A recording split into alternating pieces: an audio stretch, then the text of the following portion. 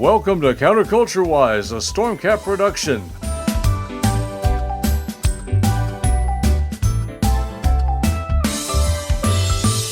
The views expressed on this podcast are those of the hosts, our guests, and the dog, and do not necessarily reflect the views of any of our platforms, our advertisers, or any other dog. As you listen today, please remember, we are so much more than a podcast. All of our stories we discuss are linked in our show notes on counterculturewise.com. Visit there for commentary, guest photos and links, animations, and fun merchandise. If you have a story idea or would like to be a guest on our show, contact us via our website. You can also follow us on Twitter, Gab, Instagram, Facebook, and all over social media, where we'll post memes, cat pics, and commentary that gets us booted off on a regular basis. If you're listening live, be sure to join our chat on Spreaker.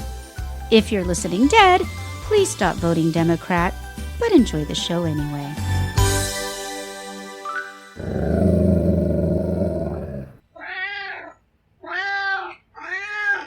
And hello to you who are tuning in after the hours, or even before hours on the next day.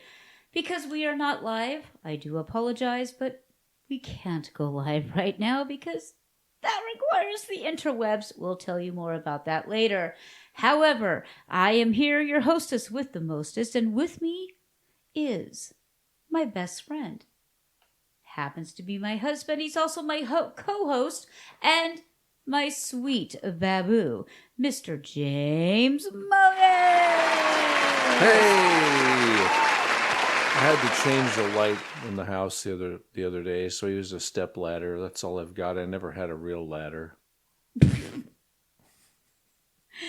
I would badum-ching, but that's not even that good. I might have even used it on the show before, to be honest. I don't know. It's just not that good. Well, everyone's a critic. Especially me. Oh. Okay, well, folks, we do have a full show for you tonight. We do all the work, we do all the preparation, and then we try to log into the internet, and that's not a thing here in the Bermuda Triangle of Texas.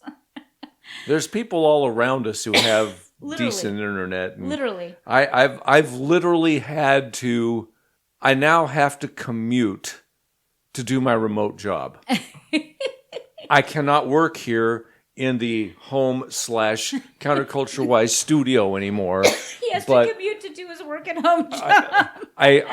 We are fortunate. We're blessed to have friends who are willing to help us out. Yeah. So I'm grateful for that. Unfortunately, they're all 45 minutes away from where we live. Yeah. It's short term. So, it's short folks, term. if you would like to hear us live, go ahead and head on over to counterculturewise.com and donate to the Starlink Fund. Or, hey, if you're friends with Elon, have him donate.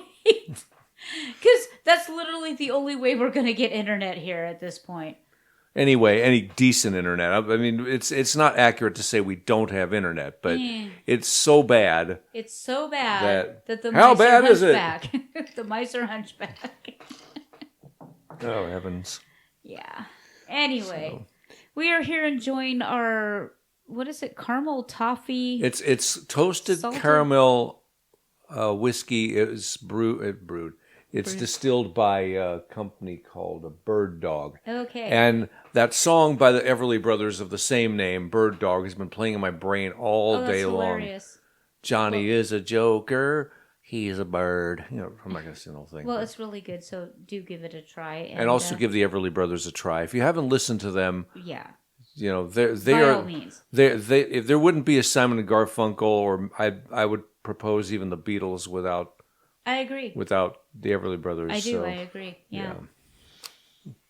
All right, so all that's out of the way. The continued tale of the no interwebs. So I think we kind of filled them all in on that. Yeah. So let's talk about the Golden Globes, which is going on, or probably just wrapping up now. You know, we broadcast at the same time, or in this case, record during the same time that they do all of these awards shows. They're all on Sunday night because everybody just doesn't want to do nothing. They're just sitting there. I don't know what they're doing, but I am proud to be an actor. I'm proud to be a performer. It makes me happy. It fills my heart with joy. It's very fulfilling. But there's a huge difference between what I do and going to Hollywood and sacrificing your soul, which it just seems to be what's going on in Hollywood. And it's just a woke parade anymore. Yeah. It's not even any fun. And Jim Gaffigan, really funny comedian, put a hole in it tonight, and I thought it was hilarious. I heard about this. Go ahead and say what he said, because I don't have that. I don't have it either. He basically says, I don't know what I'm doing here. I'm not a pedo. Oh, yeah, I'm not a pedophile. Yeah. Which is, yeah. I feel sorry for Joe Coy, because he actually was a very funny comedian, and he was the one who was hosting. Mm-hmm. And he made the tiniest, lightest, like most butterfly kiss of a joke toward Taylor Swift, which had everybody clutching their pearls and gasping. And basically he said, in a nutshell, that the difference between the Super Bowl and the Golden Globes was that there were fewer close-ups of her. And everybody just absolutely lost their junk. Well, just see, Taylor Swift is sacrosanct. Well, she went from being an outstanding young singer-songwriter, photogenic, good-looking lady, just talented as can be, and up until a few years ago, she wouldn't talk politics, and everybody pressured her, and now she's full-on woke, and this success has gone to her head. Of course, I'm saying that knowing full well that kind of success, if I had experienced it at that age, would have gone to my head too. Yeah. I mean, there's no way it couldn't. Well, I'm going to screw it. It's already happened. I'm going to go ahead and put this out there because we've already basically been canceled by every power that could possibly be. She's mid, okay? She's a normal, average, everyday blonde chick with a boring haircut. Her talent is okay. I've seen better. I mean, Lady Gaga blows her out of the damn water, and I don't even agree with Lady Gaga's politics. She's mid. She's just, I don't understand why she has so much power and such a great following. Okay? I kind of get some of the other folks. I can't think of his damn name right now. Crud! Don't you hate it when you can see somebody and you can't think of their name? So what songs? The guy, the kid. Oh my God, what was his name? Bruno Mars? No, Bruno deserves every kudo he gets. White boy. Ed Sheeran? No. Think bigger. Why can I not think of his damn name? I hate that. Mick Jagger? No, honey. Think young. Think this millennium. Justin Bieber. Thank you. Okay, Bieber. When he was Bieber? young, the kid is ridiculously talented, like insanely talented, and got a huge following because he's also cute. And I get that. I totally understand that, but I haven't heard enough of her songs to make a judgment on it. Okay. I will say that there's one thing I admire about her, because she was in a dispute with her former record label, and they wouldn't let her have the masters to her old albums, so she recreated them, and they were re-released as Taylor's version. And in a lot of cases, cool. supposedly these Taylor versions are better than the originals. No, I back that 100%. Which I thought was incredible. She's done so many things that are right. Yeah. She has. Yeah. It's just bowing to the woke mob, and the look on her face when Joe Coy, who is a super sweet guy, really, really funny, made just the softest, just snowflake landing, tiniest little jab, and she couldn't handle it. And everybody on Twitter is like, oh, he insulted the queen. Oh, she ruined him with this look. It's like, really? She couldn't take a joke? Really? Why would I be interested in someone who's mildly talented, kind of mid as far as looks go. I don't. And I has got to this admit, huge I'm a guy. I following. don't think she's mid. Eh. I don't think she's mid at The all. chick who She's played really Barbie, good looking. every bit as cute, maybe cuter. Daryl Hannah, way cuter. I mean, Well, it was 40 even years at this ago, age, but, yeah. even at this age, you know, Goldie Hawn, she couldn't hold a candle of Goldie Hawn in her day. Well, Couldn't even play like third, the fourth, opinions or sixth the fiddle. opinions posed by Melanie Hope do not necessarily reflect She's those of mid. me. I went to school with girls who looked like her. She's whatever. I get it. She's talented, whatever. But I mean, she has a Bieber-like following, and Bieber deserved it, and she kind of I don't know doesn't. enough of her songs to make that judgment. Yeah, I'm not a Bieber fan. Don't get me wrong. She's not a Bieber I just believer. saw him. I'm not a Bieber. What do they Yeah, call what, him? Bieber believer? Bieber. No, That's they called him something else. I forget what it is. Anyways, she's okay. I mean, she's talented. I'm not gonna deny that. I like her music. I'm not gonna deny that. It's just I mean, can she even hold not even a candle, but a match to Lady Gaga? It's I don't know. And like I said, I don't agree with either one of their politics. They're both totally warped in the brain. But when you're a multi-bajillionaire, you can have those luxury beliefs. You know, when you're down in the trenches and don't have all the benefits that they have, you have to look at reality and say, yeah, that's a bunch of BS. But when you're a bajillionaire and beloved by all, you can have those luxury beliefs, which are totally bogus. But, you know. Anyway. Award shows bore me now. Shows are, but I kind of feel sorry for Joe Coy because he is funny and he is a sweet guy. And he didn't insult her by any stretch of the imagination. He made the lightest, most just floating, just gently touching, lightly snowflake reference. And they're blowing him up like he insulted her. You know, they're every bit short of walking up on stage and slapping him. I'm just going to leave it there. That's another reason to avoid those shows. I'm just going to leave it there. I just think it's ridiculous the way they're treating him. He didn't deserve that. He's, like I said, just this lightest, just gentlest, just barely touching on her. And he's absolutely 100% right. The only difference between the Golden Globes with all their politics and nonsense and, you know, the Super Bowl was that there were fewer close-ups of her. But just barely. Because literally the whole thing was about her. So, there you go. There you go. All right.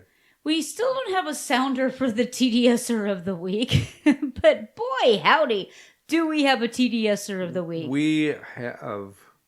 Let's talk about Dementia Hitler. Oh my God. Which is actually trending as we speak. And I think Scott Adams, creator of Dilbert, does not get the glory he deserves for this because he is the one who coined that term. I was there live when he did.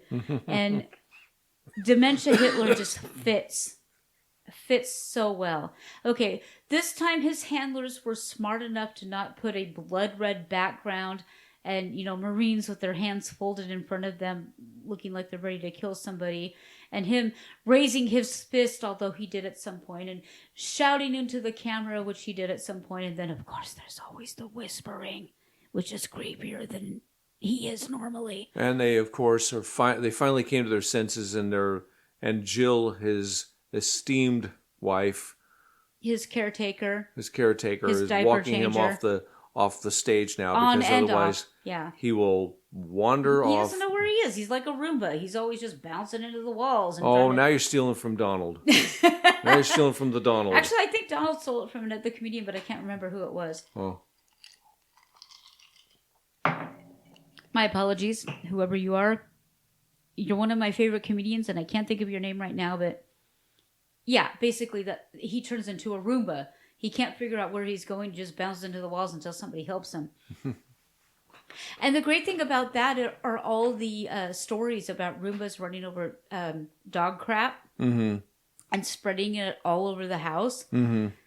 That's our president. That is the president of the United States, the freest and most powerful nation on the planet is a Roomba that just ran Hail over dog to crap. the thief, la da dee, la da dee, stuff. Yeah, and he so he went on this tirade about, well, and Chuck called it, you'll hear him in a minute, basically Orange Man bad, Orange Man bad, Orange Man bad, because he's got nothing. He couldn't talk to a single policy of his that worked. He couldn't talk about a single plan that he has for the nation that will work. He couldn't point to a single success. He couldn't point to any policy that is coming down the pipeline. He couldn't talk about the economy. He couldn't talk about the current global state because, he's basically allowed or created 3 new wars that's going to lead us to World War III. He literally could not talk about his record at all. He couldn't talk about what he's done at all because everything he's done, he's like the reverse Midas. Instead of everything turning to gold, it turns to crap. He is the Roomba of puppy training at this point. It just bowls over dog crap and spreads it all over the house, and that's what he's done to the country. So because he couldn't do that, he had to spend his entire hate-filled Hitlerian speech shaking his fist and talking about the MAGA people. Yeah, we do want to make America great again. We do want to be the greatest nation on earth, and that does not make us demons. No, not at all. And if you really think about it, when you talk about MAGA, even if you hate Trump, even if you have no desire to vote for Trump, which some of us don't want to, but we will because that's the only choice we have, make America great again. You're telling me that's a bad thing? You're telling me that I'm supposed to rage against the idea of returning to be the greatest nation on God's planet. I'm supposed to think that's a bad thing. That's literally what he's campaigning on. You don't want America to be great. What's wrong with you? Come on, man. We want all these foreign invaders, these military-age men from Africa and all over the country. We want to let all over the world. We want them to just surge the border. We want as many of them as possible. And you're not allowed to send them to the sanctuary cities because they're going to whine about it. So you just have to take it, Texas, and take it, Arizona, right up the back end. And yeah, come on, man. That's his entire campaign. He's a mess. He's and we're a mess because he's a mess. He's barely alive. I mean, I don't even know who's running the country right now, but it ain't him.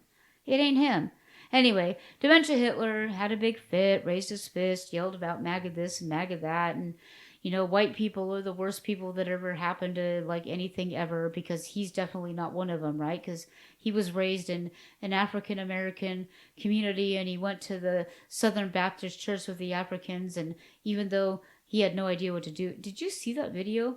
Probably not. Oh, so he, as president of the United States of America, he went to an actual Southern Baptist church, which he said he attended every Sunday. Mm-hmm. And while they're like getting their music on and grooving and clapping and doing all the things that are awesome and singing to the all Lord the and everything. Stuff that makes it worth going to. Yeah, he just stood there like an awkward white boy who didn't know what the hell to do.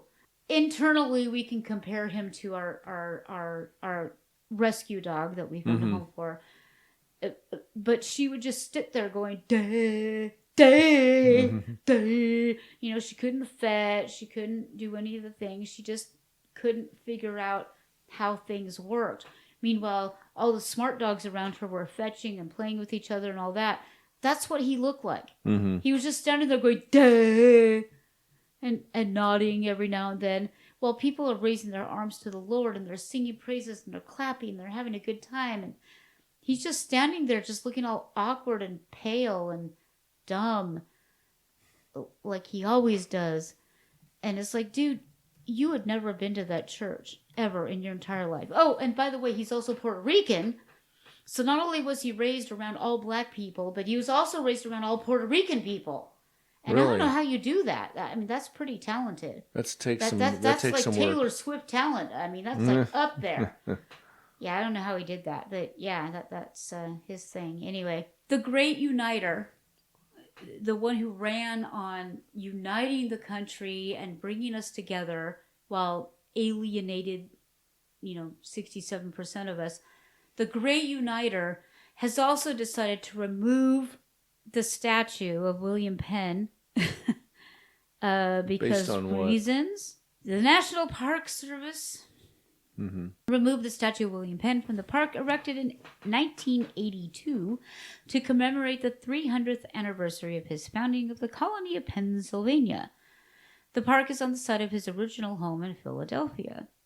The park, located in Philadelphia near the Delaware River in Sansom and 2nd Streets, will be rehabilitated, big fat quotey marks, and that proposal will include an expanded interpretation of the Native American history of Philadelphia. I hope it includes all the raping and scalping. And the plan was developed in consultations with the representatives of the indigenous nations of the, can't even pronounce it, Howduenwansi? Anyway. The Delaware Nation, Delaware Tribe of Indians, and the Shawnee Tribe, and the Eastern Shawnee Tribe of Oklahoma. Because they should be ruling over what Pennsylvania does. Okay. While much of the original design of the park will remain, the statue of Penn and the model of his original home will be removed and not reinstalled. The Park Service claims that at some later date, which is not currently funded, there will be a new exhibit that mentions Penn and his work founding what became the state, named for him, as well as the city of Philadelphia. So let us destroy all history in order to move forward so that we will not repeat it and or make the same mistakes. The Great Uniter. The Great Uniter. There you go. Indeed. All right.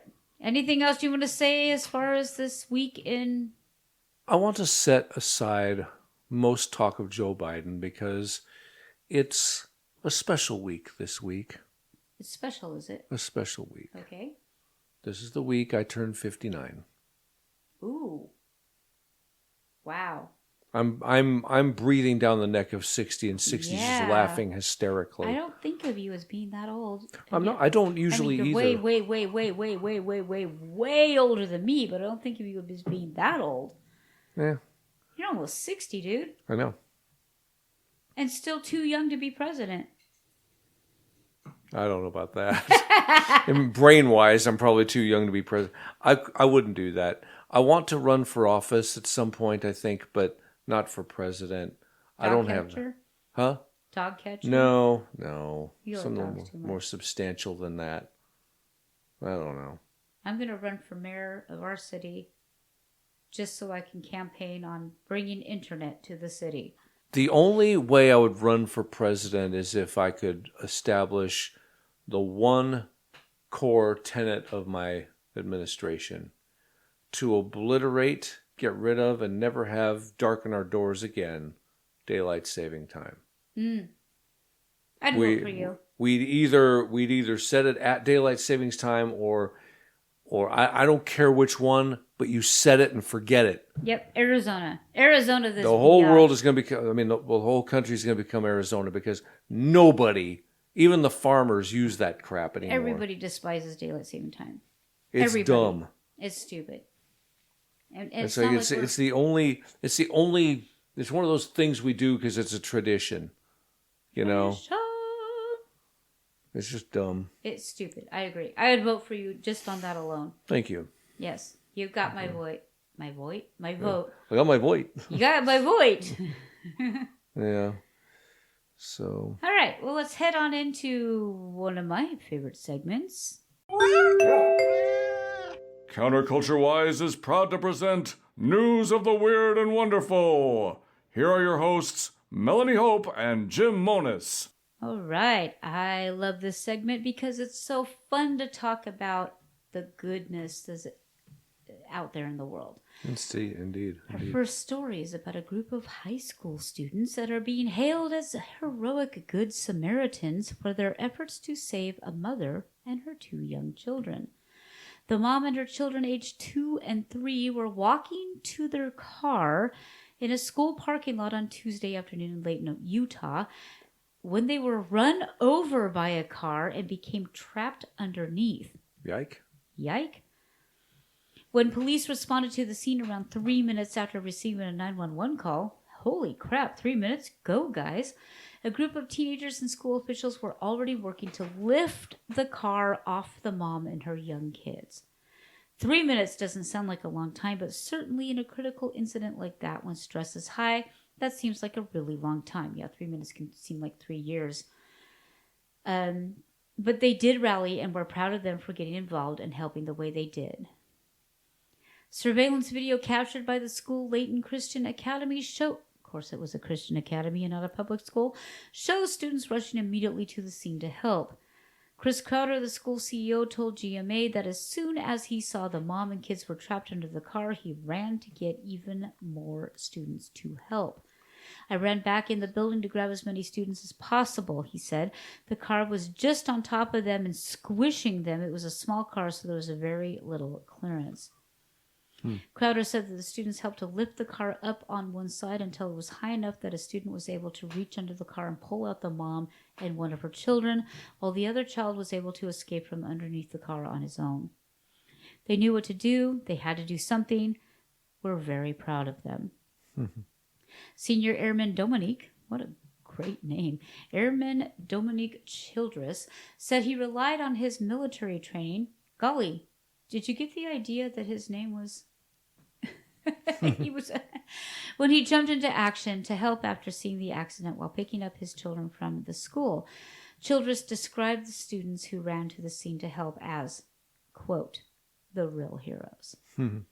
They've never had that military training, and so for each and every one of them to instinctively go out and do what they did in that traumatic experience is what makes them the real heroes of the story. Nobody ever told them that they were going to have to deal with something like this. They weren't prepared for that, and yet they still did it.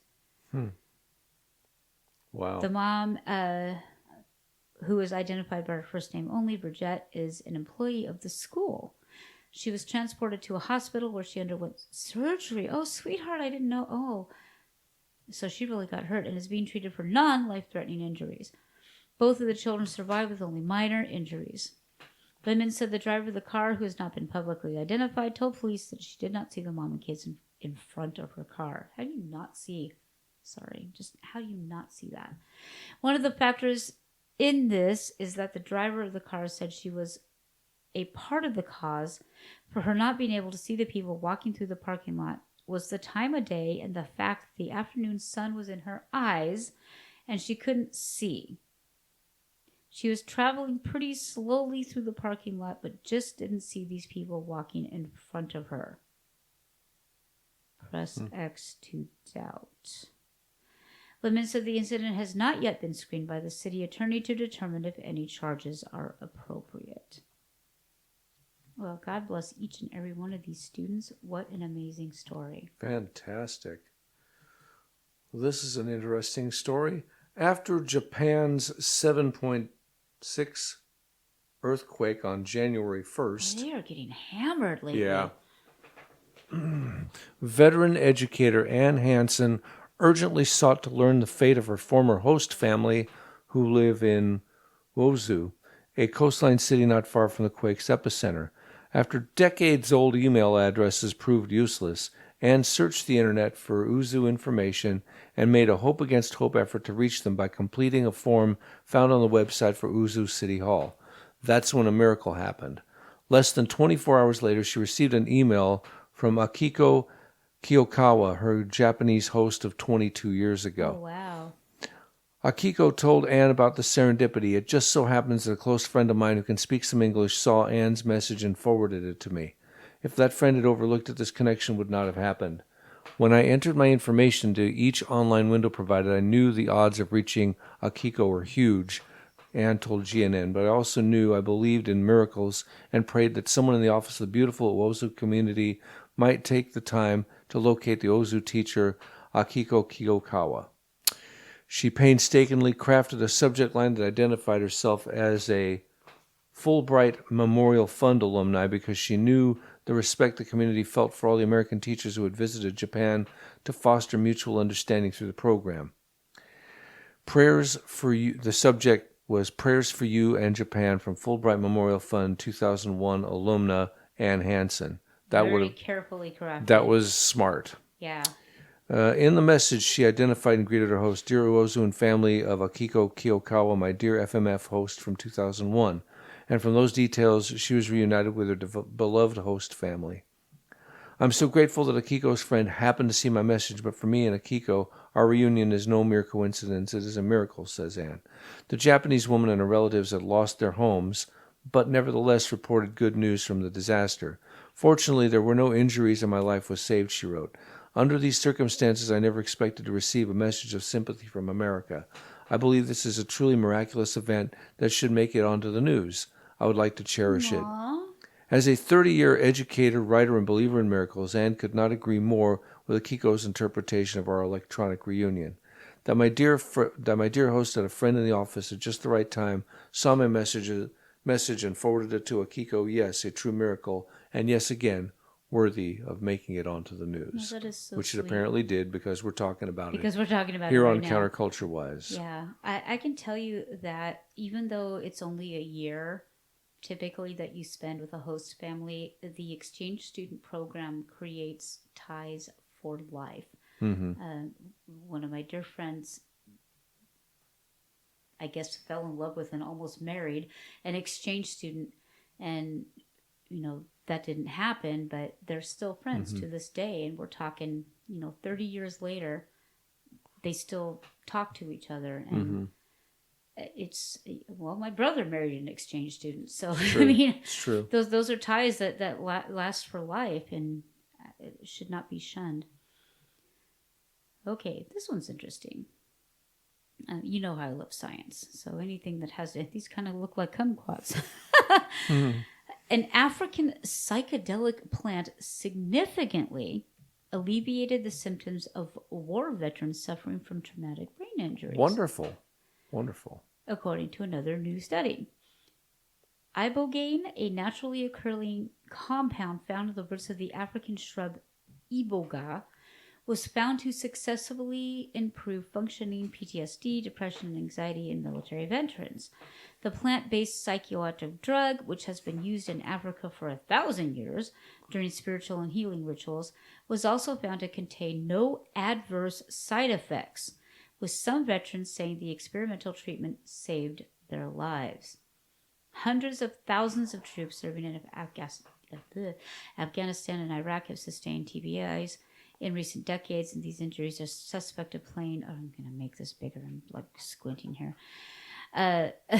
These injuries have suspected of playing a role with high rates of depression and suicide seen among military veterans, with mainstream treatment options not... I see the word mainstream, I instantly say media. Mainstream treatment options not fully effective for all veterans. Researchers have sought therapeutic alternatives. I had a student that his father, his specialty was treating TBIs. And really? So I got kind of a inside view of some of these things. It was very interesting. Ibogaine has gained notoriety in scientific communities for its potential to treat opioid and cocaine addiction. How about that? Because usually that's what they use to treat these things. Because it increases signaling of several important molecules within the brain, some of which have been linked to drug addiction and depression. Science. Woo. Traumatic brain injury is defined as a disruption in the normal functioning of the brain resulting from external forces such as explosions, vehicle collisions, or bodily impacts. I suffer from TBI, in case you couldn't tell. Such trauma can lead to changes in the structure of the brain, which in turn contributes to neuropsychiatric syndromes. Stanford medicine researchers discovered that ibogaine, when combined with magnesium, very important, to protect the heart, safely and effectively reduces symptoms like PTSD, anxiety, and depression, and improves functioning in veterans with TBI. Their new study, just recently published on January 5th in Nature Medicine, includes detailed data on 30 veterans of U.S. Special Forces. Okay, that's a small test group. Just keep that in mind. It's a very, very small test group. No other drug has been able to alleviate the functional and neuropsychotic symptoms of traumatic brain injury, said Nolan Williams, MD, an associate professor of psychiatry and behavioral sciences. The results are dramatic, and we intend to study this compound further. Yeah, they're going to need a much bigger study because 30 is not enough. They go on to talk about how it's a Schedule I drug, preventing its use in the U.S., of course. A handful of veterans who went to this clinic in Mexico. So basically, we're having to treat our veterans in another country because our country doesn't want to let them. Yeah. Anyways, you can read the rest of this on counterculturewise. It did kill. You know, like this one. Sadie sent this one in. All right. Sadie, good story, girl. Good girl. All right. This is from our old friends at King 5 Television in Seattle. This takes place in the town of Arlington. A fire on a Smoky Point property was quickly contained early Friday morning after a neighbor's dog alerted her owners, who then called 911. Just after 3 a.m., North County Fire, EMS, and Arlington police officers were sent to the 17900 block of 31st Drive Northeast for a structure fire. Firefighters found a detached shop next to a home on fire. Firefighters were able to extinguish the flames before they spread. Most of the damage occurred to the exterior of the shop. Yay. First responders learned that the neighbor's dog, Lucy, in the sky with diamonds, had barked, alerting her owners to the fire. King 5 caught up with Lucy's owner, Douglas O'Connor. He said it was the middle of the night when the barking began. Normally, I just yell at her, "You got a lot of explaining to do, Lucy." We were both in bed sleeping because it was 3 o'clock in the morning. But he said this was a type of bark that he'd never heard before from Lucy. Loud screaming type bark. It was totally different than her just barking at a usual bark. It was totally woke us up. Something's wrong. Wow, she was trying to tell us something. Lucy is a 3-year-old Australian Shepherd Labrador mix. Lab mix, woohoo! Lab mix, woohoo! She was in the bay window just continuing barking, said O'Connor. Authorities said she was among the first to notice a fire at the home across the street. She promptly alerted the neighborhood, including her owners. It woke my wife up and myself, and she noticed through the bedroom drapes that there was some activity going on in bright colors, and she opened the curtains and said, "Honey, there's a fire," said O'Connor. The flames went out of control, and then it was just a blaze, and the whole side of the building was on fire. Lucy's owners called for help, and firefighters arrived to extinguish the flames. "I'm just glad that nobody was hurt," said O'Connor. "The fire only impacted the homeowner's workshop, thankfully, and not their home where they were sleeping. Firefighters said another 10 minutes that could have reached the house, so that was a little scary," said O'Connor. Officers praised Lucy's quick actions on social media, saying, "Thanks to Lucy's quick thinking, everyone involved was unharmed and the fire was successfully contained." Hey, Lucy! "It's clear Lucy was a big hit with the first responders. I think the fire department and the police officers just fell in love with her," he told us. O'Connor couldn't be more proud of Lucy. This is a good doggie. She's really one of a kind. I love her to death, said O'Connor. The cause of the fire is under investigation. Investigation. Yeah. Good girl, Lucy. Now see, that's why we can't have nice things. Well, if it weren't enough for college students to be out there marching and demanding the extermination of the Jews, now in Canada... Their native land? The MPs are... actually, Toronto police are being criticized for bringing coffee to protesters who aren't just out there celebrating and supporting Hamas, but doing it in Jewish neighborhoods. I mean, this is just heinous. I do love the comments, though. I didn't realize that lack of coffee was a public safety issue.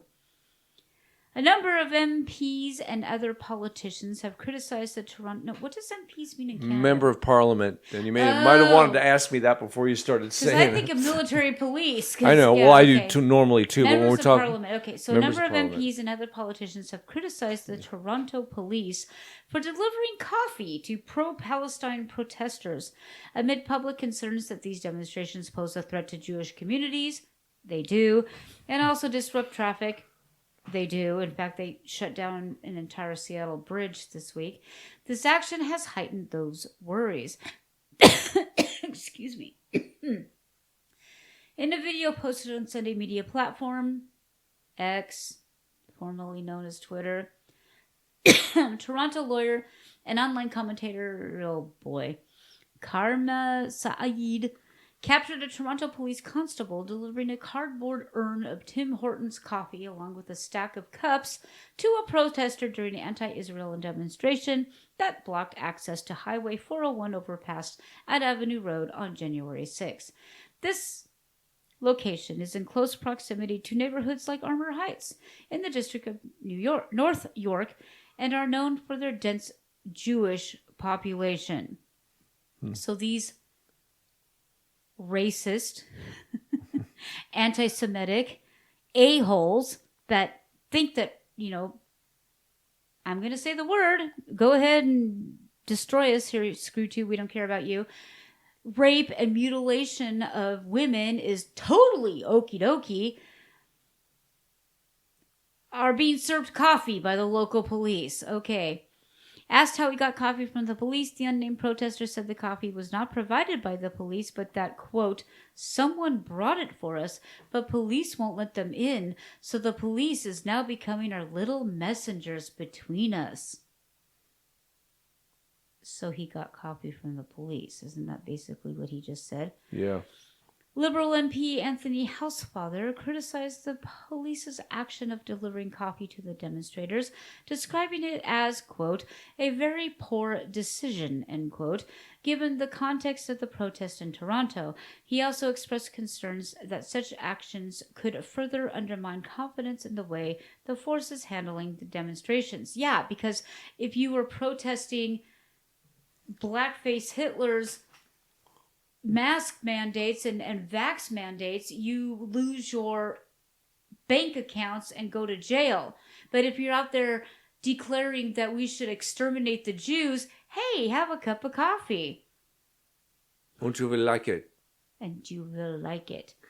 Liberal MP Marco Mendocino also criticized the police action, saying that it will just embolden more deliberate obstruction of traffic, undermine public safety, and add to local frustrations. Laws exist to prevent this. They need to be enforced. MP and Conservative Deputy Leader Melissa Landsman emphasized that recent pro-Palestine protests have served to intimidate Jewish communities, you think, and called on law enforcement to address the matter. I see we're back to intimidating Jewish neighborhoods and closing down overpasses in the middle of Toronto, she wrote on X on January 6th. How many more weekends like this until there is equal enforcement of the law in this country? How many more weekends like this until the Prime Minister acknowledges the problem? He's too busy painting his face black and dancing around at whatever. He's a joke. What a nightmare. Anyways, it talks more about how there's been a surge in anti-Israeli protest, and we have destroyed our entire next generation. These people are completely gone. Anyways, folks, that's why we can't have nice things. And we'll be right back after this break with Florida Man.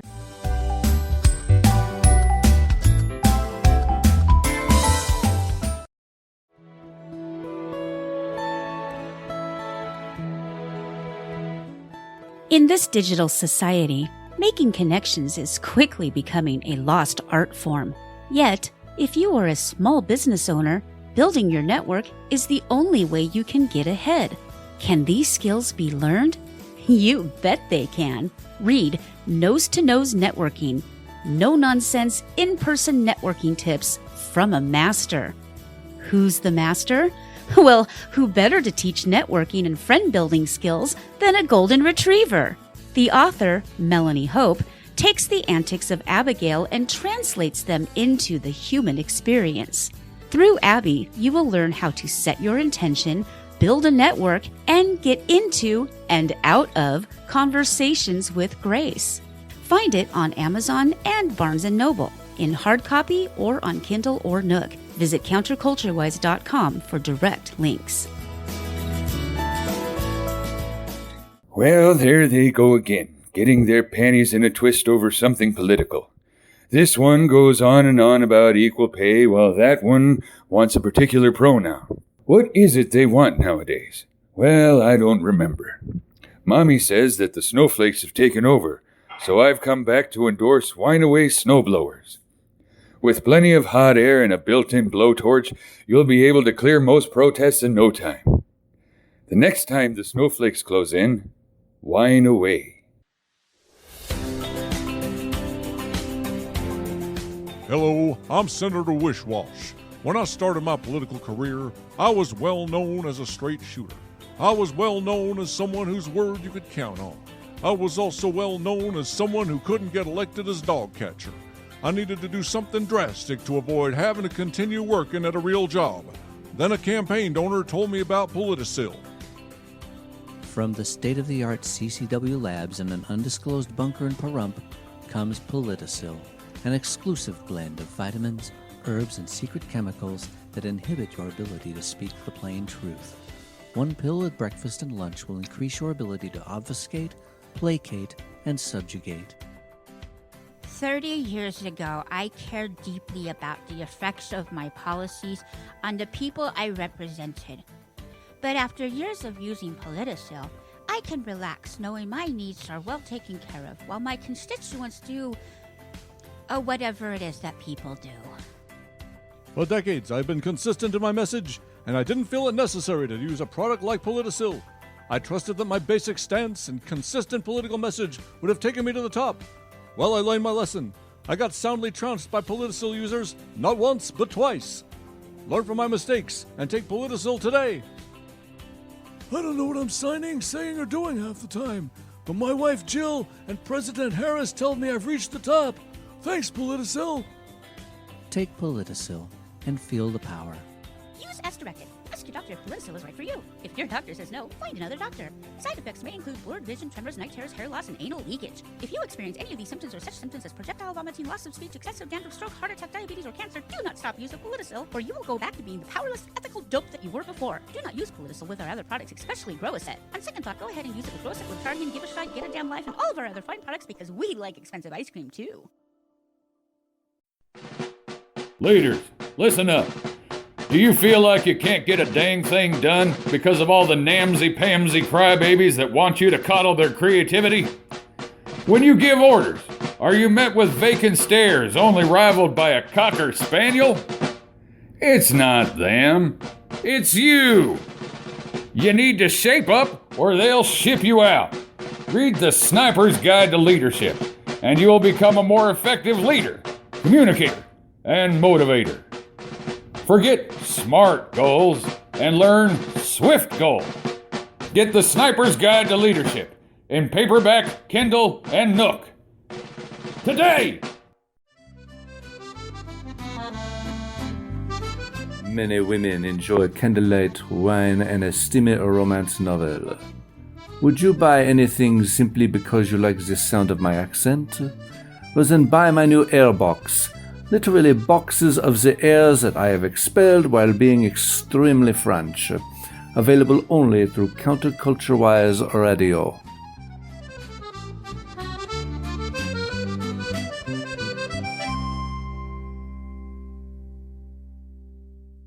Hi everybody, this is Jim from Counterculture-Wise with my newest jingle about our store. I don't mean to be intrusive, but just have a look at our exclusive stuff you just can't find in any store. Click on the big store link and find mugs that you can drink from, and shirts and hoodies and mouse pads and much more. What is that awful sound? Chop it, woman. I'm just getting started. Oh, boy. Where was I? Oh, yeah. Buy our crap and come support us. Whatever thing you can afford us, so our mean old landlord doesn't throw us in the street.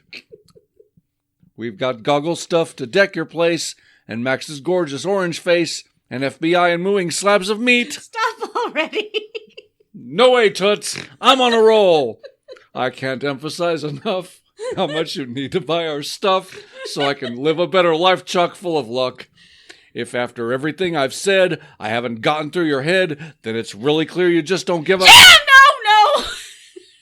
I want what I want, woman! And we want you to check out our great official gear at counterculturewise.com.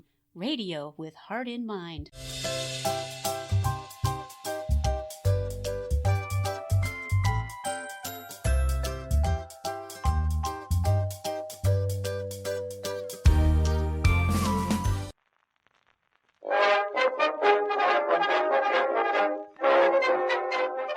And now CCW News presents Holy Crap! This is actually happening! Slaps on the Wrist edition, January 5th, 2024. I'm Chuck U. Farley. The big news this week is that the Biden campaign has finally begun in force. Since it worked so well the last time, the two-pronged strategy will remain the same. Keep old Joe in the basement as much as possible, and repeat ad nauseum, Orange Man bad. Now that they have had 3 solid years of failed policies, suffocating inflation, a full-scale border invasion, and 2 sparkling new endless wars, not to mention the Biden family's proven corruption, money laundering, and flat-out treason, the regime will be ignoring all that and instead focusing on how more than 71% of U.S. citizens are violent racists that must be subverted. To illustrate this, they have launched a tour of shame, hoping to scare Democrats into believing that white people are the biggest threat to the very society they built, and therefore must save our democracy by limiting who you're allowed to vote for and reinstalling a pickled cabbage whose most impressive act as president, if we're lucky, will be fogging a mirror. The tour will culminate on the dreaded January 6th, a day that will live in hyperbole, at Valley Forge, where Biden will conclude his diatribe by shaking his fist, giving a Nazi salute, and tossing his wooden teeth across the Potomac. Chicago Mayor Brandon Johnson has announced that not only is all violent crime caused by his fellow black Americans, but stealing money from their white victims so they can buy more guns will magically lower that crime rate. Great idea. Let's go, Brandon. Gloria Torres has just been appointed Vice Mayor of San Luis, Arizona. She, along with former San Luis Mayor Guillermina Fuentes and local resident Alma Yadira Juarez, were convicted of multiple felonies, including election meddling and illegal ballot harvesting in 2022. Now she'll be overseeing local elections. Arizona, where the candidates who win just happen to be the same officials in charge of counting the votes. Ray Epps, the totally not fed, who openly and on camera repeatedly called for storming the Capitol on January 5th and then incited the crowd to do so on January 6th, was finally charged 3 years later for a pathetic misdemeanor so that the Mockingbird press could coo, "See, we told you he was totally treated the exact same as everyone else, you crazy conspiracy theorists." In relation to the heavy sentencing of grannies who basically got a guided tour and years of jail time for several people who weren't even there, Epps' slap on the wrist was so weak that even Dylan Mulvaney rolled his eyes. Hamas-supporting diversity hire Claudine Gay, who managed more incidents of plagiarism than even Joe Biden, was finally forced to step down from being the first president of color at Harvard University after her congressional hearing in which she supported mobs of her students marching around campus shouting for the extermination of the Jews. Of course, even though every news outlet from the river to the sea initially gushed over her appointment as the first woman of color in the job, she predictably cited racism as the reason that she was called out for her lying, cheating, and anti-Semitism. Many on X, the platform that will forever be known as Twitter, asked if she were white, would she have been treated the same? The answer is indeed a hard no, as all of her white counterparts were fired immediately and unceremoniously, while she held on to the job that she was never qualified for in the first place, simply and only because of the color of her skin. But don't worry, DEIers, even though she is no longer the first woman of color to hold the office of president at Harvard, Gay, who is not actually gay but gets to check an extra bigot box anyway, will still be making $900,000 annually as a professor of, guess what, African Studies. Couldn't they have at least pretended to slap her on the wrist? On the topic of getting off easy, a list of names from a court case involving Jeffrey Epstein, who did not kill himself, was released, including testimony that totally exonerated both Alan Dershowitz and Donald Trump, but shone a really bad light on Bill Clinton and Prince Andrew. So all mainstream media is reporting on space aliens in a Miami mall. I swear, I am not making this up. For CCW News, this has been Holy Crap, This Is Actually Happening. I'm Chuck U. Farley. Good night, Happy New Year, and may God help us.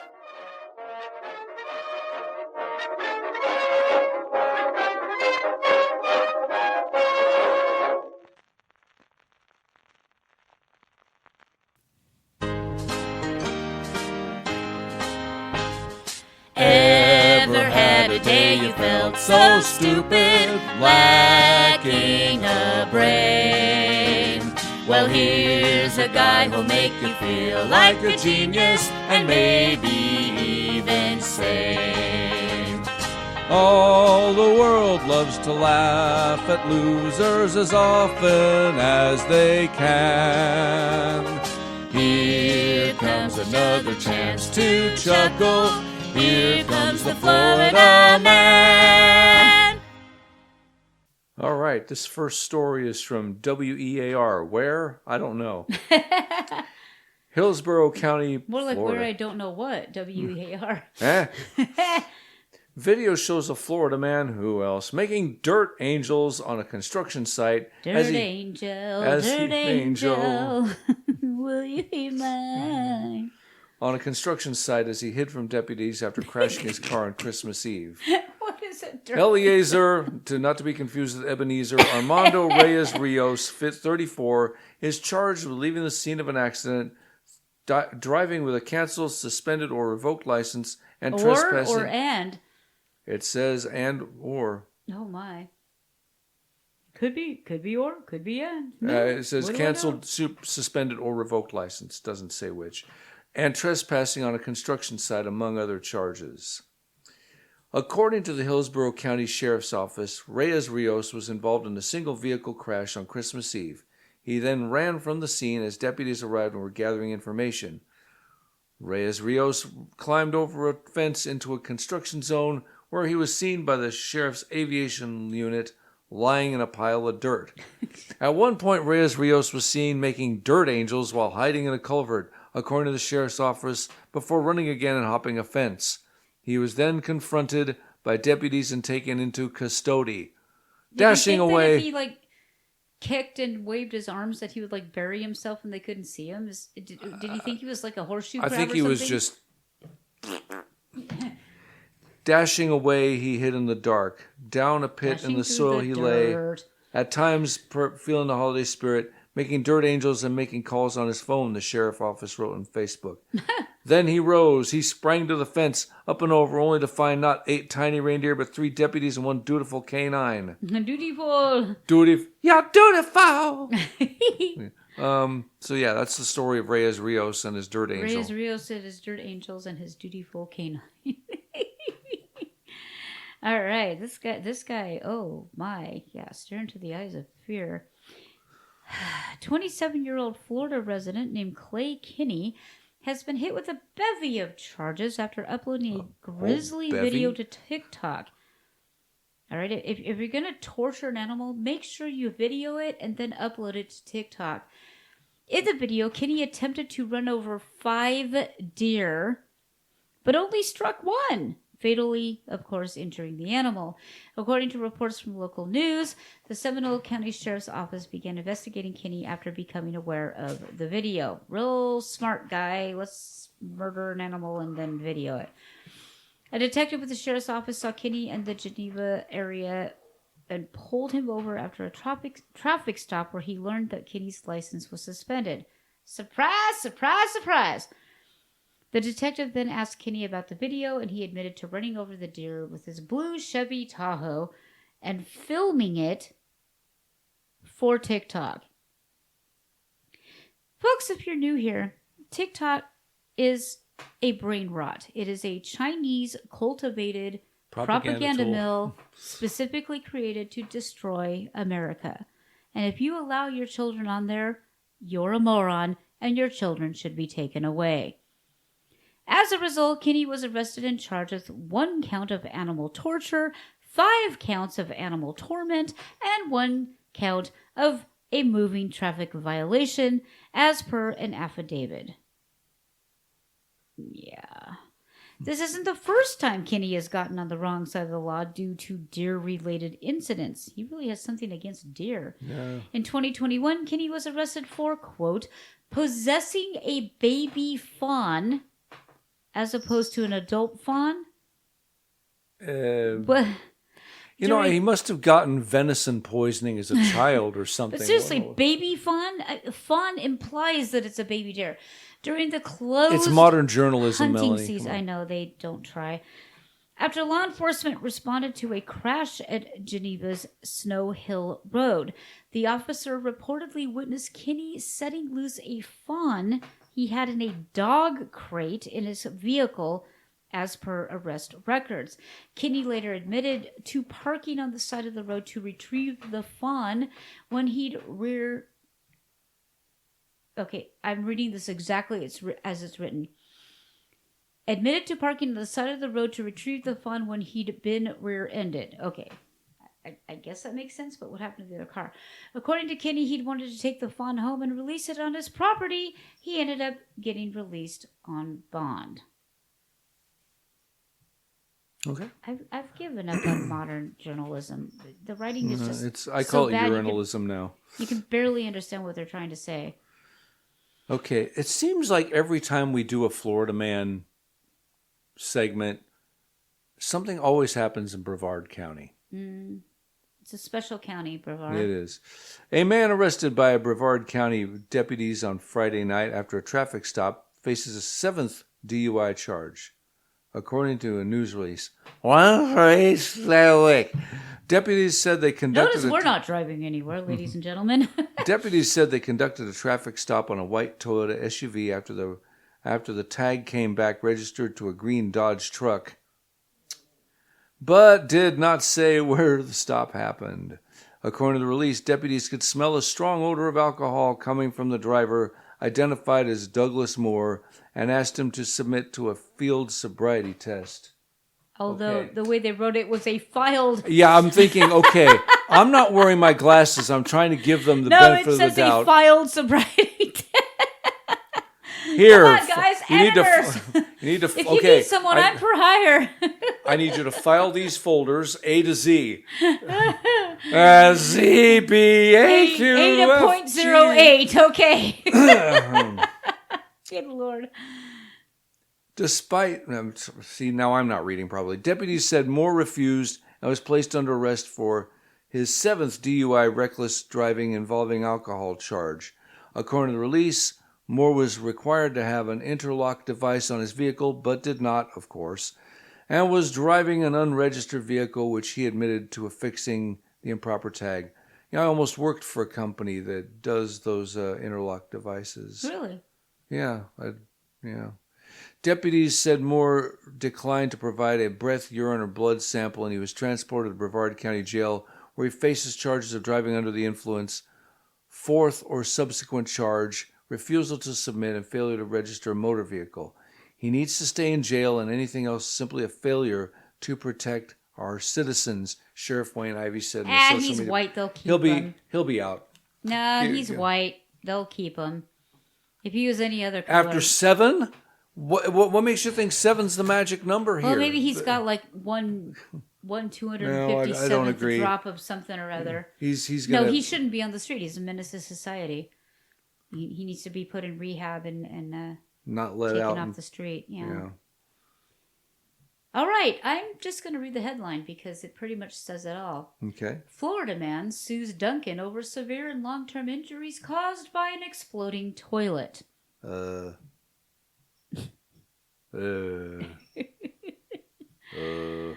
Kurorak was covered with debris, including human feces and urine, when the toilet exploded last January, according to the complaint.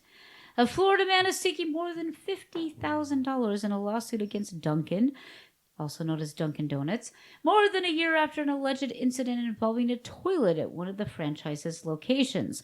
In a lawsuit filed Wednesday in state court, lawyers for Paul Kurarak claimed that the Flagler County man sustained, quote, severe and long-term injuries, end quote, after a toilet exploded in the men's room of a Dunkin' location in Winter Park on January 6th.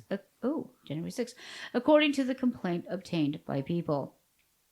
Kurak was covered in debris, including human feces and urine, as a result of the blast per the court filing. Dunkin' employees allegedly informed Kurak that they were aware of the problem after previous incidents involving the same toilet. I should not be laughing at this. Oh yeah, we totally know the toilet explodes. What? The complaint argues Dunkin' had a duty to warn customers like Kurak about the issue. She said duty. For worst sakes, don't mind us. As a result, it said that Kurak unwittingly became the victim of the exploding toilet. With a little luck, we can set it off. We can make the toilet exploding. As well as the aftermath of the incident. These are legal There's documents. no It literally to says washing this. and poo together. Duncan is also accused of failing to adequately maintain the toilet in question. www.youthink.com. Stop throwing cherry bombs down the toilet. Or inspect it to determine whether or not it was a hazard to customers. What? It's just chocolate glaze. What? Well, they are famous for their coffee. I'm just saying. Which does, yeah. That's why they dropped the donuts in the name. When reached for comment, Duncan told People that it does not comment on litigation involving franchisees. Or exploding toilets. Correct now. Okay, you're going to love this. Have a cruller with your crapper. Okay. Have a fritter with your shitter. Okay, now. Sorry, that was... Okay, you're going to love this part.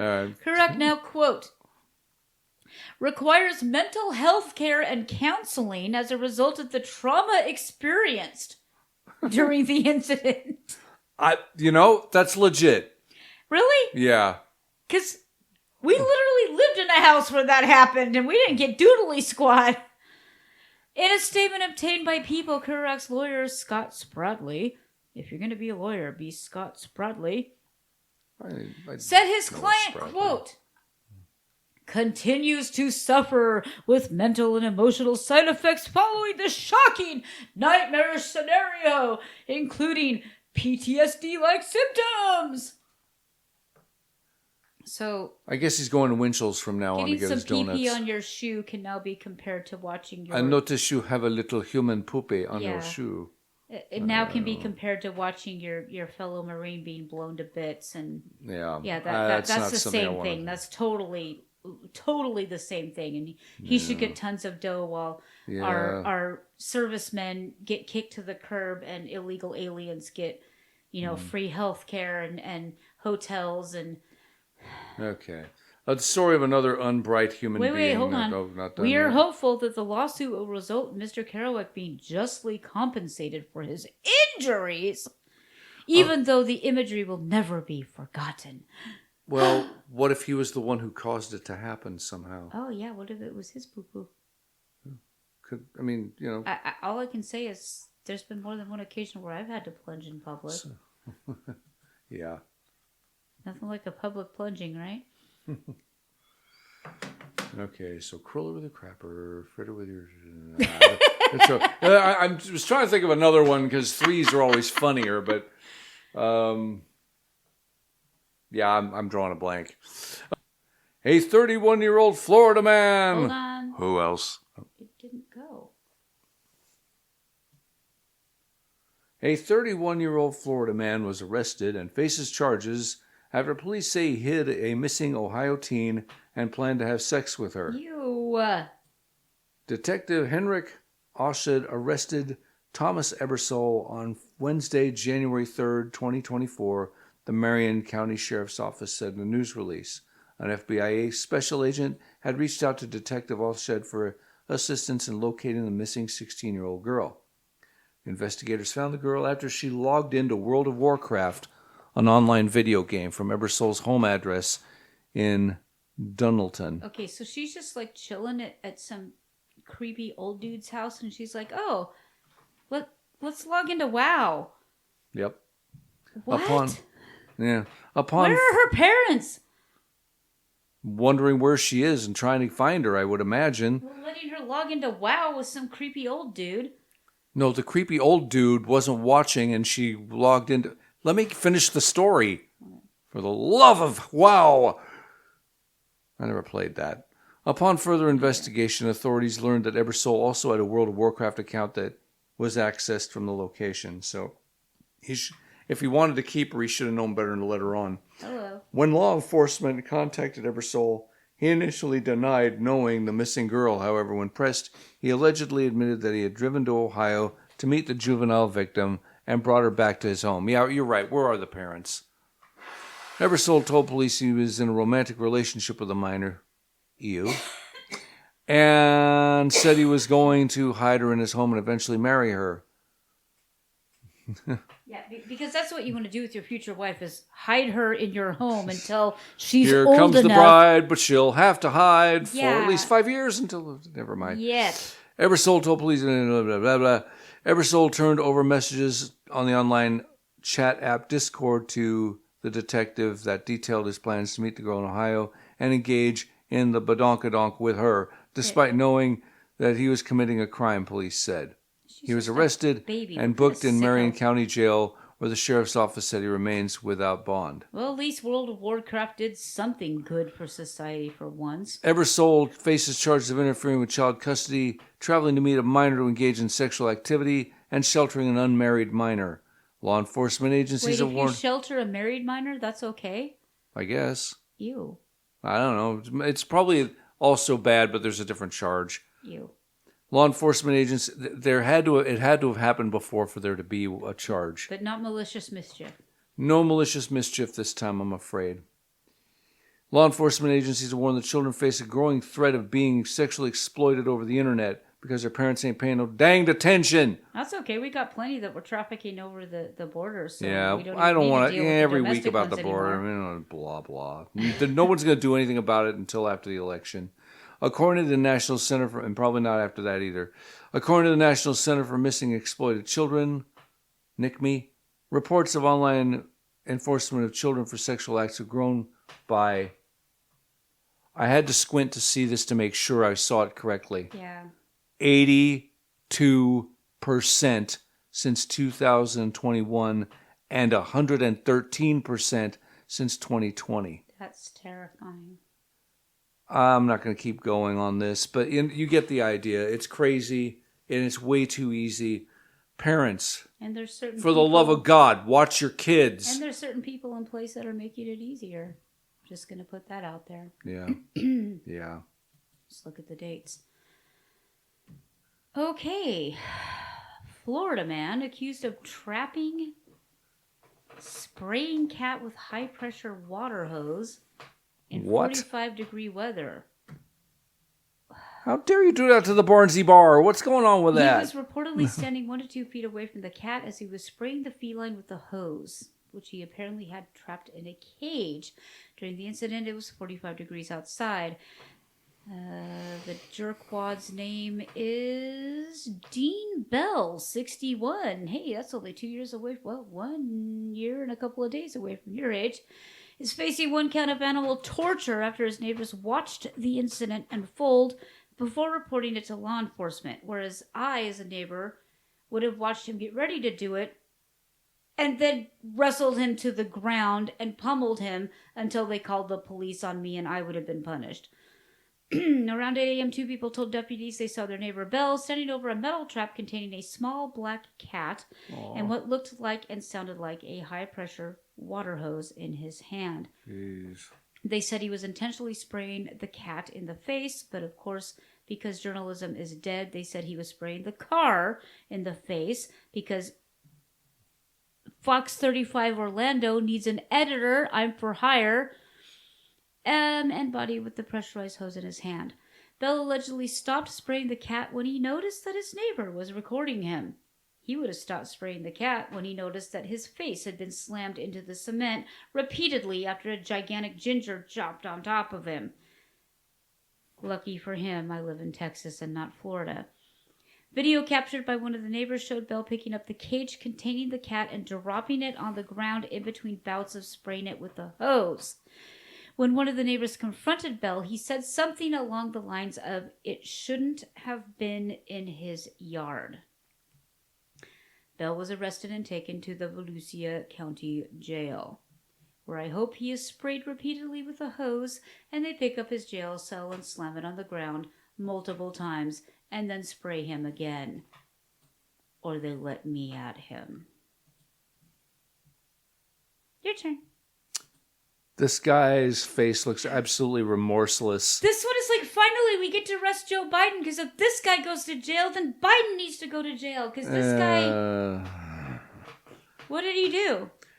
Well, he was recently arrested, accused of stroking the top of a girl's head at a Walmart store and later pinning a female hospital employee against a wall. So Biden should go to jail, because he's done all these things. Yeah, I know. Did he even sniff her? Come on, did he sniff her? I don't know. I haven't read the story. Shoulders? Did he put his hands on her breast? Because Biden's on film doing all of that. Give up.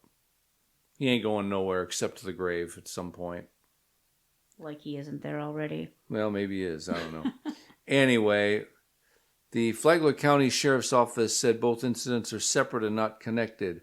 Robert Goldstein, 64, of Palm Coast, was arrested Monday on felony charges of child abuse and battery on a health service provider, according to a news release. On December 28th, Flagler County deputies were called into a Walmart in Palm Coast after a man later identified as Goldstein approached an 11-year-old girl while she was shopping with her mother and began to stroke the top of her head and ran his hands down her shoulders. The girl reportedly stared at him in shock, and that's when he bolted out of the store, which was caught on surveillance video. The sheriff's office put out a post on social media asking the public to help identify the man. On New Year's Day, Goldstein was arrested at the Advent Health Hospital in Palm Coast. Yay, Advent Health, they saved my life. After he allegedly entered a restricted area of the hospital and then grabbed a female employee and pinned her against the wall who tried to stop him, officials said. Deputies said Goldstein fought with other hospital staff members before he was eventually taken into custody by law enforcement. You know, they have all this access to sedatives and needles and all that kind of stuff. Why didn't they just do that? Anyway, after his arrest, Goldstein allegedly told deputies that he touched the girl's hair at the Walmart store because of sexual frustration, according to the sheriff's office. Really? That's how you handle sexual frustration? I'm not going to go any further on that. This disgusting pervert is off the streets and taking up residence at the Green Roof Inn, Flagler County Sheriff Rick Staley said in a statement. This is a textbook example on how sex offenders escalate and become much more serious offenders. Like the current president of the United States, who does this repeatedly on film and isn't called out for it. Oh, he's, because Orange Man bad. I commend the child's parent for reporting the initial incident at Walmart, and I commend our team for recognizing him so we could get him off the streets before he could attack a young child or another female. This is likely not his first offense, so we're asking anyone in the community to contact us with information on any prior interactions with him. You can call 386-313-4911 or email tips@flaglersheriff.com. Deputies said Goldstein has no prior criminal history in Flagler County. It was not on his sex offender registry. I'll bet he is now, or will be. I have to also commend the sheriff's department for calling him what he is, a disgusting pervert. Next week we will have some more sketches for you. We've got several in the hopper. We just got a lot of things going on, as you can tell. Yeah. Trying to get the interwebs up and traveling to faraway places in order to do our jobs.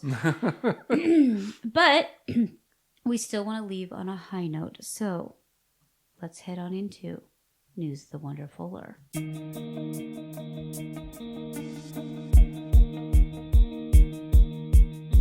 Here on Counterculture Wise, we may rant, we may rave, but most of all, we go against the current culture because we believe, to the core of our beings, that humans are good and the world is an amazing and beautiful place. At the beginning of our show, we give you news of the weird and wonderful, but that is just the tip of the magnificent iceberg that is our world. We now present news of the wonderfuller. Jim always tries to find an article to make me cry, but it's my turn. And I have to read this one, so I'll probably still cry. Love is a beautiful thing no matter how old the couple is. Most people dream about growing old with the love of their life, making plans to have babies and sit in a rocking chair, holding their baby's baby. We had no babies, and we have no baby's babies. We just have Fritzy and Max. We just have furry babies. It's a daydream that starts fairly early in life, growing and evolving as the holder of the dream does. When you come across a couple that has been married for 50 or 60 years, people ask them their secret to long-lasting love. But there's one man who embodies what true love looks like when you are in your golden years. There's no advice he's giving, just an act of pure, unadulterated love, and the internet cannot get enough. A woman from Colombia posted a video to her Instagram page, not going to try to pronounce that shows her 103... Okay. Enferme a estilosa. The links will be on counterculturewise.com. Anyways, let me stress this though. Her 103-year-old grandfather, 103-year-old grandfather, being reunited with his wife as after he was hospitalized for 30 days. He is so excited that he forgot he needed his walker when he went running toward the love of his life. The text that accompanies the video translates from Spanish to English to say, "This is how my 103-year-old grandfather receives the love of his life after a month in hospital where we thought he would leave forever. How sad that things have to happen to realize that the lottery touches us every day with wealth, with family, and the love of the people we are so close to. Yes, today is one more day that we have hit the jackpot. Merry Christmas, grandparents. You are together again." Commenters just couldn't get enough of this enthusiasm for seeing his wife. Someone says, "I wish nothing else in this life than a love so pure and sincere that lasts forever." Another quote, "How beautiful, you made me cry with joy and excitement. What a pity that love of that generation is lost. Cheers to them, children, grandchildren, great-grandchildren, maybe great-great-grandchildren," another commenter wrote. Another person wrote, "This is love that has obviously lasted a lifetime. Just as one person gushes over the video, true love is forever, without doubt." So if you'd like to see that video, head on over to counterculturewise.com, where we have it posted, and you can watch this beautiful, sweet old man get so excited to see his wife that he forgets he needs his walker. I was in the hospital for 3 days and I went berserk. I lost my mind. It was hard. It was really hard. So what a beautiful, sweet couple, and may you live to be over 100 and love to be like this man does. And may you celebrate many, many more years to come. Amen to that. We'll see you next week. Bye. Bye.